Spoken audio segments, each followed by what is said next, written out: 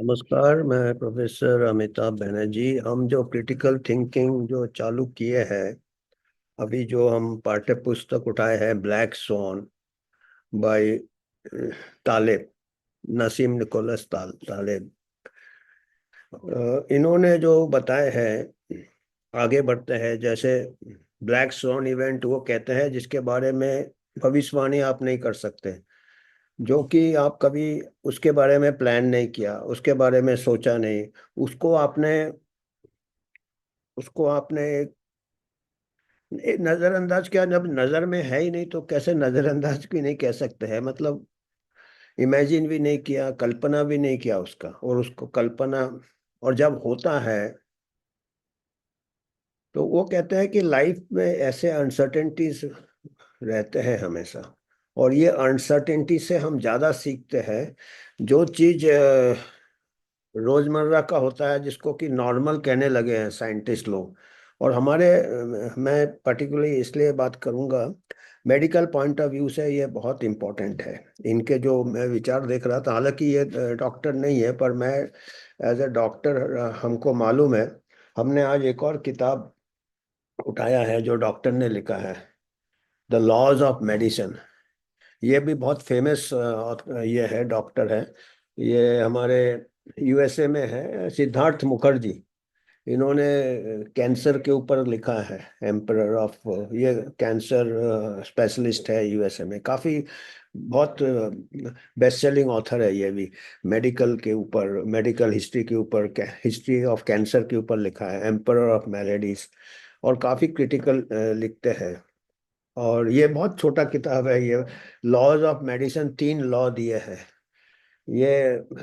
इसके बारे में मैं इन दोनों, आज का जो विचार है ये तालेब के किताब से, और ये जो विचार इनके किताब से, पतली सी किताब लिखी है, 3 लॉज ऑफ मेडिसिन। काफी थोड़ा मेल जोल है तो इसलिए। और मैं ये हमारे इसमें बहुत लागू होता है, क्योंकि तालेब ने भी कहा है, हम कहेंगे कि वो तो इवन हार्ड साइंसेस में भी कह रहा है, इकोनॉमिक साइंस में या दूसरे साइंस में भी, जितने भी शोधकर्ता होते हैं, वो एक नॉर्मल कर्व बना लेते हैं। वो नॉर्मल के अंदर ही वो उसी को रिपीट करते रहते हैं, उसी से वो कहते हैं कि इससे आगे बढ़ती नहीं है गाड़ी आपकी। तो मैं थोड़े पॉइंट्स इनके इससे पढ़ता हूँ, क्योंकि फिर इधर उधर भटक जाते हैं। तो ये कहते हैं, ये किताब अनसर्टेनिटी के ऊपर है। जिसको हम कैसे कोप अप करेंगे। अनसर्टेनिटी को इन्होंने ब्लैक स्वॉन इवेंट्स नाम दे दिया है। तो जो भी है, रेयर इवेंट, जो इवेंट रेयर होता है, रेयरेस्ट ऑफ रेयर, उसको इन्होंने कहा है कि उसको हम अनसर्टेनिटी कह सकते हैं। कि हमको बिल्कुल सर्टेन नहीं है, हम उसके बारे में पक्का कुछ नहीं मालूम, उसके बारे में अनसर्टेनिटी है। जो रेयर इवेंट है, बने हमको कुछ नहीं मालूम है। तो ये कहते हैं हमको इसी में शोध ज्यादा करना चाहिए, रेयर इवेंट में। नॉर्मल में सब शोध करते रहते, पर वो नॉर्मल को ही घुमाते रहते हैं, उसी को रिसाइकिल होता रहता है। रेयर, और कहते हैं कि रेयर इवेंट को अगर अच्छे से हम रिसर्च करेंगे तो हमको कॉमन इवेंट्स के बारे में भी हमको इंसाइट मिलेगा, हमको गहराई पता चलेगा। क्योंकि जब तक हम नॉर्मली देखते रहेंगे, हम ज्यादा गहराई में नहीं पहुंचते हैं सच्चाई के, क्या एक्चुअल हो रहा है।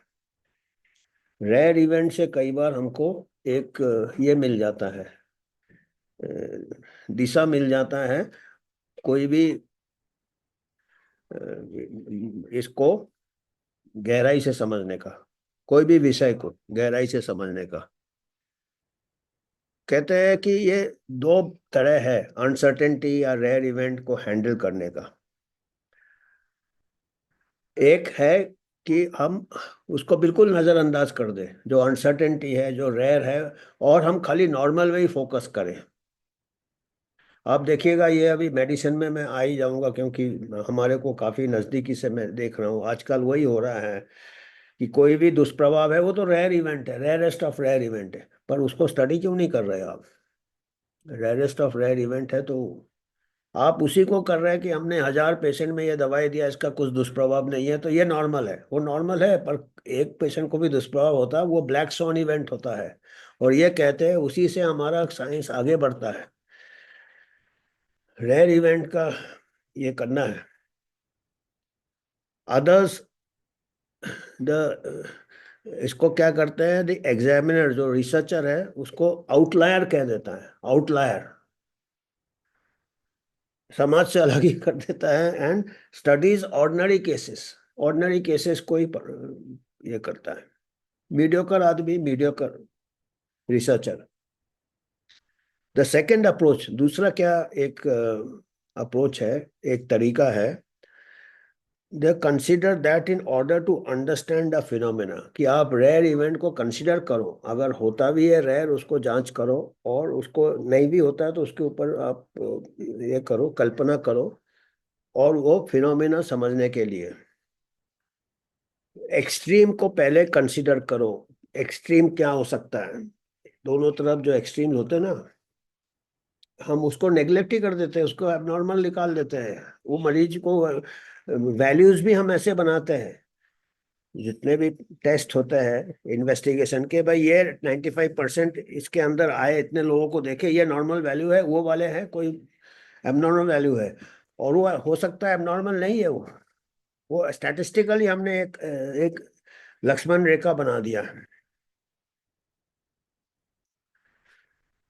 तो extreme, particularly like black swan, they carry an extra ordinary cumulative effect. वो कहते हैं ये जो रेयर रेयर इवेंट कर करके, अगर ऐसे रेयर आप कलेक्ट करोगे तो पता चलेगा वो काफी ज्यादा हो जाता है, उतना रेयर नहीं रहता है वो कुछ हमको हमको एक दिशा दे सकता है शोध का, रिसर्च का। और हम को जिस विषय में हम कम जानते हैं उसके विषय में हम ज्यादा समझ सकते हैं। मैं अभी 3 4 चीज है जो कि पूरा लिंक अप हो रहा है, अलग अलग किताब से हो रहा है, इसीलिए एक किताब आइसोलेशन में मैं पढ़ चुका हूँ इसको, पर अभी दूसरे किताब पढ़े, फिर दूसरे कुछ जर्नल आर्टिकल्स आए, उसके बारे में बात करूंगा। ये सब पढ़ के अभी लगता है कि देखिए सब कनेक्टिंग द डॉट्स हो रहा है। और अभी भी सब साइंटिस्ट क्या है कि यार आजकल अपने अपने कर्व के अंदर अलग अलग साइंटिस्ट बैठ जाते हैं, उसके बाहर देखते ही नहीं है रेयर इवेंट्स को। वो कहते हैं, ये कहते हैं तालेब कि वो नॉर्मल का ज़्यादा परवाह नहीं करते हैं। यूजुअल चीज़ को आप, एक्चुअली जो नॉर्मल है वो आप एआई को दे सकते हो, आर्टिफिशियल इंटेलिजेंस, क्योंकि उसको ज़्यादा, पर जो एबनॉर्मल है उसको ह्यूमन ये चाहिए, जजमेंट चाहिए उसको। रूटीन चीज़ को आप दे सकते हो एआई को, रिपीटेटिव है।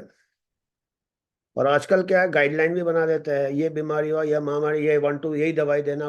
वो नॉर्मल लोगों के लिए ठीक है, पर एबनॉर्मल केस को कोई देखता ही नहीं है।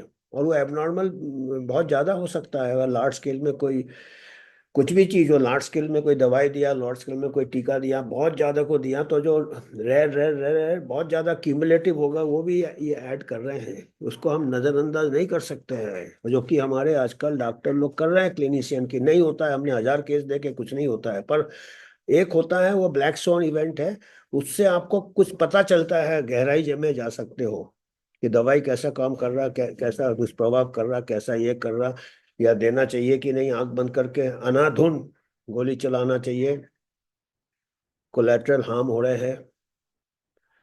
रिफाइन हो सकता है हमारा साइंस अगर हम रेयर इवेंट्स को नजर में रखें तो कैन वी, ये कहते हैं, if you want get an idea of, ये और सिंपल एग्जांपल दिया है कि वो ये नहीं केयर करते कि नॉर्मल क्या है, वो फिर उदाहरण देते हैं डेली लाइफ से, कि अगर आप किसी को जानते हो, उसके बारे में उसका कैरेक्टर आपको कब तक पता चलेगा। नॉर्मल सर्कमस्टांसेस में वो अच्छे से बिहेव करेगा, पोलाइटली बिहेव करेगा, मुस्कुराएगा, ये करेगा, है ना। अपन सोशल, इसमें सोशल कन्फॉर्मिटी में उसका कैरेक्टर नहीं पता चलता है, पर जब एबनॉर्मल सिचुएशन आता है तब वो उसका पता चलेगा एक्चुअल कैरेक्टर क्या है।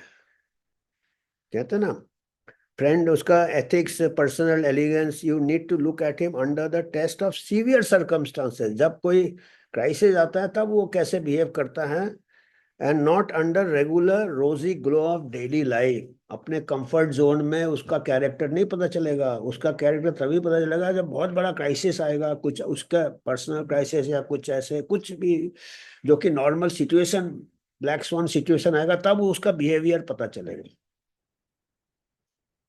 और ये भी दिया है कि मान लो कोई क्रिमिनल है, कोई खूनी है, कोई क्रिमिनल है, चोर है, गुंडा है, वो आपके साथ बात करेगा नॉर्मल टाइम में, ऑर्डिनरी डे में। आप दिन भर उसके साथ बिताओगे तो ऑर्डिनरी डे में तो आपको पता ही नहीं चलेगा कि वो क्रिमिनल है। पर जब वो एक्स्ट्रा ऑर्डिनरी काम करेगा, जब अंधेरा होता है या जो आउटलायर है, उस टाइम उसका एक्चुअल कैरेक्टर पता चलेगा कि ये क्रिमिनल है। तो ऐसे ये इवेंट्स के बारे में भी बता रहे हैं कि जो रेगुलर इवेंट्स होते हैं उससे आप कोई एक्स्ट्रा नहीं सीखते हो, पर जो रेयर इवेंट्स होते हैं, जो ब्लैक सॉन इवेंट्स होते हैं, जो अनसर्टेनिटी होते हैं, अनसर्टेनिटी अनसर्टेनिटी में आपको ज्यादा ध्यान देना चाहिए। और आजकल वो हमारे मेडिकल साइंटिस्ट नहीं कर रहे हैं, क्योंकि इन्फ्लुएंस ऑफ फार्मा इंडस्ट्री है, क्योंकि फार्मा को मालूम है कि कोई भी ऐसा दवाई नहीं है जिसमें कि black swan, rarest of rare, दुष्प्रभाव ना हो। इससे क्या हो रहा है, नुकसान हो रहा है, दोनों को नुकसान हो रहा है।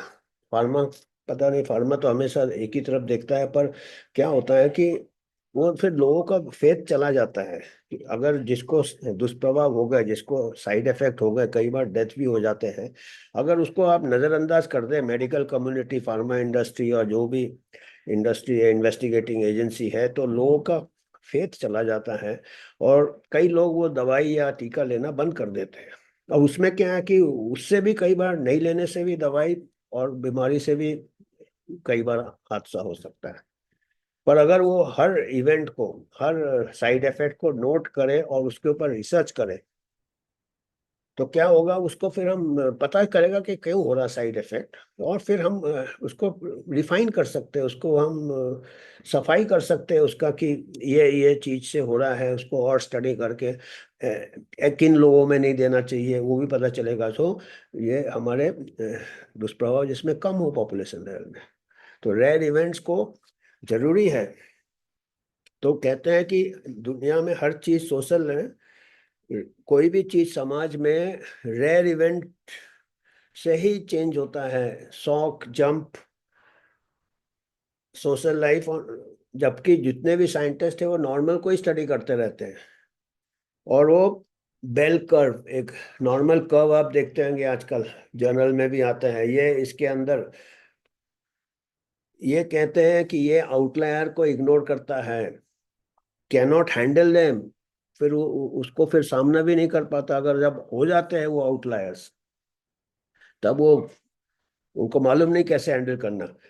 सिंपल इंडिविजुअल लेवल में भी एक एबनॉर्मल रिपोर्ट है, उसको कैसे मालूम, उसको अननेसेसरी ट्रीटमेंट चालू कर देते हैं और इन्वेस्ट, उसको मालूम नहीं कि अच्छे से उसको देखे कि ये एबनॉर्मल तो टेस्ट है, पर उसमें कोई बीमारी है कि नहीं। अगर उसमें कोई बीमारी नहीं है तो ये टेस्ट का कोई फिर वो मीनिंग नहीं होता है, क्योंकि स्टैटिस्टिकली हर टेस्ट में 5% एबनॉर्मल आता ही है, आउटलायर्स। तो अभी तो ऐसे बना दिया है मेडिकल थिंकिंग कि जो भी ये 95 के है वो तो एबनॉर्मल है ही, जबकि वो ऐसा नहीं है। वो टेस्ट को बनाते टाइम भी ऐसे नहीं बनाते हैं। और अभी तो फिक्र है, जैसे मैंने कहा, हम एआई को दे देंगे, पर एआई सबको उनको डिजीज बना देगा, और डॉक्टर लोग एआई को भगवान मानने लगे लगेंगे, लगता है ऐसे। आम आदमी तो ऐसा ही है, हर जगह एडवर्टाइजमेंट रहता है, एआई से हो रहा है, रोबोटिक सर्जरी हो रहा है, लोगों का विश्वास मशीन में ज्यादा हो रहा है, इंसान में विश्वास जल्दी उठ रहा है। तो वो कहते हैं ये बेल कर्व जो है, तालिब बड़े ये इसके बारे में काफी निंदा करते हैं और बहुत बुरी तरह निंदा करते हैं। बेल कर्व इग्नोर्स आउटलायर्स और make us confident that we have tamed uncertainty. और हमको एक भावना आता है हमें कि हमने सबको टेम कर लिया है, हमने उसको काबू में ले लिया अनसर्टेनिटी को, ये हमने कर्व के अंडर ही घुस डाल दिया इसको, अनसर्टेनिटी को। ऐसा नहीं है, अनसर्टेनिटी कर्व के बाहर है। और इस किताब में उन्होंने उसको निकनेम दिया है, बेल कर्व को, GIF, ग्रेट इंटेलेक्चुअल फ्रॉड। बताइए, ये बेल कर्व जिसके ऊपर पूरा स्टैटिस्टिकल थ्योरी बेस्ड है, इसको कहते हैं कि greatest, GIF, great intellectual fraud. ये इनका इनका वर्ड है। अभी बताइए कहाँ जाएंगे अब हमारे जैसे और भी शोधकर्ता है। पूरा हमारे प्रोफेशनल कैरियर इसी कर्व में हो गया। स्टैटिस्टिक्स का हमने किताब भी लिख दिया इसी के ऊपर। जितने मॉडल्स उसी कर्व से आते हैं और वो कहते हैं कि ये सबसे बड़ा इंटेलेक्चुअल फ्रॉड है। छोड़ो, ये तो मैंने कहा व्यंग में चले जाते हैं, एक्सट्रीम में चले जाते हैं। रूटीन केसेस में काम आता है। अ, पर हमको तैयार होना चाहिए कि जो रूटीन नहीं है, जो अनसर्टेनिटी है, और मेडिकल साइंस में बहुत ज़्यादा अनसर्टेनिटी है। और वो हम जो आजकल के जो मेडिकल प्रैक्टिशनर्स है, डॉक्टर्स हैं, उनको इतना टेक्नोलॉजी पढ़ाया जा रहा है कि वो समझ नहीं पा रहे हैं कि ह्यूमन बॉडी में अनसर्टेनिटी बहुत ज़्यादा है। एक ह्यूमन, दो ह्यूमन, तीन ह्यूमन, चार रेस अलग अलग, यूरोपियन अलग है, हम अलग है, ये अलग है, खाना अलग है। तो हम जो है कोई ऑटोमोबाइल नहीं है। एक लाइन से फैक्ट्री में सबको इतना ही, यही मेजरमेंट होगा, सबका यही होगा, यही पेट्रोल लगेगा, यही डीजल लगेगा, यही सीएनजी ऐसे चलेगा। हम में नहीं है ऐसा। तो हमारा तो हर हर मौके पे हमारा अनसर्टेनिटी है। हर हर हर इंटरवेंशन में हमारा अनसर्टेनिटी है। सिकनेस रिकवरी में क्योंकि इंडिविजुअल वेरिएशन बहुत है। सिंप्लीफाई कर दिया हमने, ठीक है, सिंप्लीफिकेशन जरूरी है थोड़ा बहुत। Medicine, most of the things के लिए जरूरी है। पर हमको भूलना नहीं चाहिए कि हम जो कर्व के बाहर जा रहा, जो रेयर इवेंट को इग्नोर नहीं करना है। और अभी हम आते हैं दूसरे किताब में। ये है द लॉज ऑफ मेडिसिन। बहुत पतला किताब है, 100 पन्ने का किताब है। सिद्धार्थ मुखर्जी ने, उन्होंने अपने एक्सपीरियंस से दिया, जैसे जैसे वो मेडिसिन में कई सालों से काम कर रहे हैं, कैसे उनका तजुर्बा हुआ, उनका अनुभव हुआ। तो वो एक 3 लॉ दिए हैं, मैं उसमें आज नहीं जाऊंगा, बाद में कभी। तो अलग अलग लॉज दिए हैं, 3 लॉ अपने अनुभव से, पेशेंट हिस्ट्री से, केस स्टडीज से। और दूसरा लॉ जो है, ये बहुत बड़े बड़े में लिखा है। Normal teachers rules, outliers teachers loss. जो नॉर्मल केसेस हम देखते हैं, नॉर्मल हैपनिंग्स देखते हैं, नॉर्मल इन्वेस्टिगेशन रिजल्ट देखते हैं, वो रूल है। पर जो आउटलायर है, ये हम इनका आउटलायर ब्लैक सॉन का, वो हमको लॉ पूरा, कई बार मेडिसिन का थिंकिंग चेंज हो जाता है कुछ आउटलायर को अगर ठीक से स्टडी करे तो, लॉ। और क्या हो रहा है, इन्होंने कहा है कि ये अपने स्टूडेंट्स को एक हफ्ते में एक दिन राउंड लेते हैं। जैसे आपको मालूम है क्लिनिकल टीचिंग में वार्ड राउंड होता है, स्टूडेंट्स आते हैं, एक एक केस डिस्कस होता है। वो कहते हैं हफ्ते में एक दिन वो रखते हैं कि आउटलायर राउंड होगा। जो जो पेशेंट्स है, कुछ पेशेंट्स का रिस्पॉन्स नॉर्मल नहीं आया, जैसे कि मेजोरिटी पेशेंट्स का इम्प्रूवमेंट, वो आउटलायर हो गया, या कोई सीरियस साइड इफेक्ट हो गया, उनका एक दिन राउंड लेते हैं कि उनसे हमको ज्यादा सीखने मिलता है। वो लॉ, नॉर्मल हम स्टडी करते रहेंगे, हम अभी हम आजकल हम रूल में ही चल रहे हैं, लॉ की तरफ हम देख ही नहीं रहे हैं, और कानून तोड़ रहे हैं दूसरे। और तीसरा जो है, एक पेपर आया है, पिछले साल छपा था new England journal of medicine में। ये अभी सबसे बड़ा डिबेट आपको मालूम है आजकल होता है वैक्सीन को लेके हो रहा है। अभी जो पिछले हफ्ते सीडीसी साइट में भी चेंज किया कि वैक्सीन, पहले सीडीसी जो अमेरिका का है, सेंटर फॉर डिजीज कंट्रोल, उनका इसमें था पहले साइट में कि कई बार कई लोगों को चिंता हुआ था, कई स्टडीज, कभी स्टडीज में कमियां रहती है, कोई एक आध स्टडी में था कि भाई ये जो ऑटिज्म होता है ये वैक्सीन से होता है, ये होता है। फिर इसमें अभी जो सीडीसी में किया है, अभी चेंज हो गया है, दूसरे ऑफिस बेरर्स आ गए हैं, हेल्थ सेक्रेटरी वगैरह आ गए हैं, रॉबर्ट एफ कैनेडी। तो जो कन्वेंशनल जो मेडिकल सोसाइटीज है, वो कह रहे हैं कि नहीं ये तो एंटी साइंस है, एंटी वैक्सीन है। ऐसा नहीं है। ऐसा अभी बना दिया है पोलराइजेशन, क्योंकि रेयर इवेंट्स होते हैं वैक्सीन से, ये कोई ये नहीं कर सकता है कि और उसको ब्लैक स्वॉन करके उसको हम ये कर देते, नजरअंदाज कर देते, मेडिकल कम्युनिटी रेयर इवेंट्स को उसको स्टडी नहीं करते। हो सकता है उसको स्टडी करे तो हम वैक्सीन को शायद और सेफ बना सकते हैं। और वो कोई करना नहीं चाहता, क्योंकि स्टडी करने में बहुत टाइम लगता है, पैसा लगता है। तो अभी इसी सिलसिले में पिछले साल new England journal of medicine, जो कि one of the top journal है, न्यू, और ये जर्नल में आना भी बहुत बड़ी बात है। उसमें 4 ऑथर है, उसमें से एक ऑथर जो है वो है स्टैनली ए प्लॉटकिन। स्टैनली प्लॉटकिन एक ऐसा नाम है जो कि हर डॉक्टर जानता होगा अगर जो पढ़ाई किया है ठीक से। पूरा इतना मोटा किताब है, वैक्सीन्स बोल के किताब है, उसके वो एडिटर है, और वो उसके शायद 50 साल से एडिटर है वो। अभी उनका उम्र 90 के ऊपर है। वो गुरु माना जाता है क्योंकि वैक्सीन्स में वो फाइनल वर्ड है। स्टैनली ए प्लॉटकिंस, ये उन्होंने पेपर आया है पिछले साल। इसका पेपर का टाइटल देखिए, funding post authorisation vaccine safety science. ये कहते हैं कि वैक्सीन सेफ्टी साइंस को पोस्ट ऑथराइजेशन, एक बार ऑथराइजेशन मतलब एक बार वो उसको लाइसेंस मिल गया, वैक्सीन को मार्केट में आ गया, बोलता उसके बाद कोई ऐसा फंडिंग नहीं है कि उसके बाद रेयर इवेंट्स हमको स्टडी करना चाहिए। पूरा पेपर का मैं संक्षेप में बताता हूँ। पेपर में ये कहा है कि जब ट्रायल होता है 2000 3000 4000 5000 सैंपल में होता है, उस टाइम क्या है कि रेयर इवेंट्स जो ब्लैक सॉन इवेंट्स हम कह सकते हैं ताले, वो कैप्चर नहीं होते हैं। या होंगे भी तो 1000 में 2 3 को होगा कुछ सीरियस साइड इफेक्ट है, वो बोलेंगे वो तो कोइंसिडेंस है, ये है वो है, बहुत मुश्किल हो जाता है। पर अगर लार्ज है, आफ्टर द रोल आउट अच्छे से, जैसे वैक्सीन एडवर्स, एक तो vaccine adverse event reporting system नहीं है, वो पेशेंट को भी मालूम नहीं कि वैक्सीन से हो सक, वो नहीं है। उसके बाद रिसर्च के लिए फंड नहीं दिया जाता है। तो कहते हैं अलग से फंड होना चाहिए कि इसके ऊपर रिसर्च होना चाहिए कि एक बार मार्केट में वैक्सीन आ गया, ये पूरा न्यू इंग्लैंड जर्नल में है, उसमें स्टडी। और ये एक वर्ड उन्होंने बहुत अच्छा यूज किया है, एक सेंटेंस, कि रेयर इवेंट्स को हम रेयर कहते हैं, पर कहते हैं कि अगर हजारों हजारों हजारों डोज देते हैं आजकल वैक्सीन में, और बहुत सारे वैक्सीन देते हैं, तो उस टाइम ये रेयर इतना रेयर नहीं होता है, केसेस बहुत हो जाते हैं, रेयर इवेंट्स के केसेस ज्यादा हो जाते हैं, इट बिकम्स कॉमन। मतलब कंपैरेटिवली इतना भी रेयर नहीं है कि जब बड़े पैमाने में हम रोल आउट करते हैं तो रेयर। तो ये देखिए, ये 3 चीज ये लिंक हो रहा है। तालिब का कह रहा है कि ये ब्लैक सोन इवेंट से हमको सीखना चाहिए।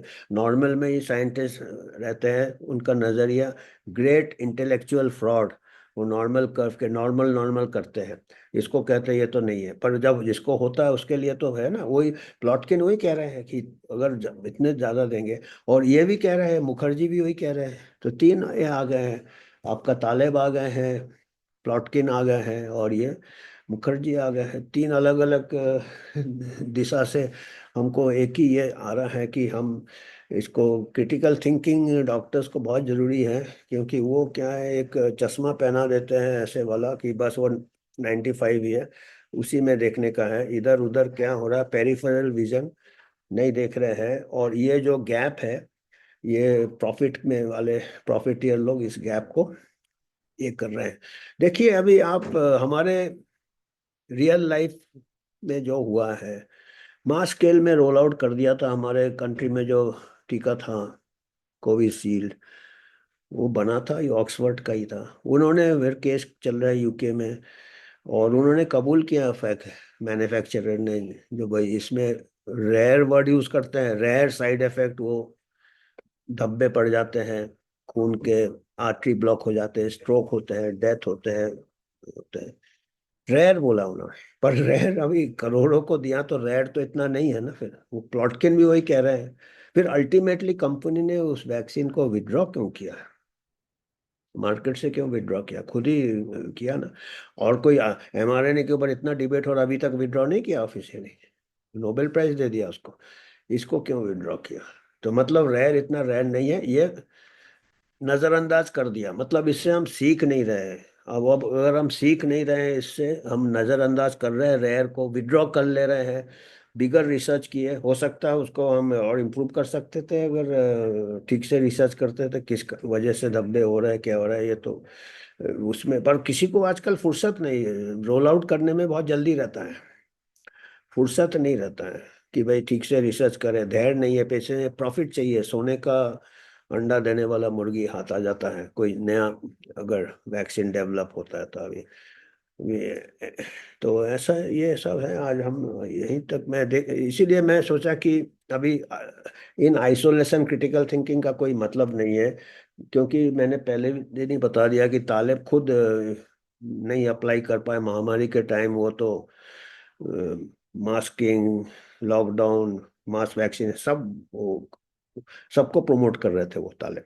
तो वो क्रिटिकल थिंकर नहीं है। थियोरेटिशियन अच्छे हैं, ठीक है, हम थ्योरी उनका ले रहे हैं और अपना जो एप्लीकेशन हम खुद सोचेंगे कैसे हो रहा है कैसे नहीं हो रहा है। तो इससे हमको थोड़ा क्रिटिकल थिंकिंग शार्प होगा। उम्मीद करते हैं हमारे मेडिकल साइंटिस्ट लोगों को भी होना चाहिए और आम आदमी भी सवाल करे, और ऐसे ही धीरे धीरे इम्प्रूव होगा। धन्यवाद।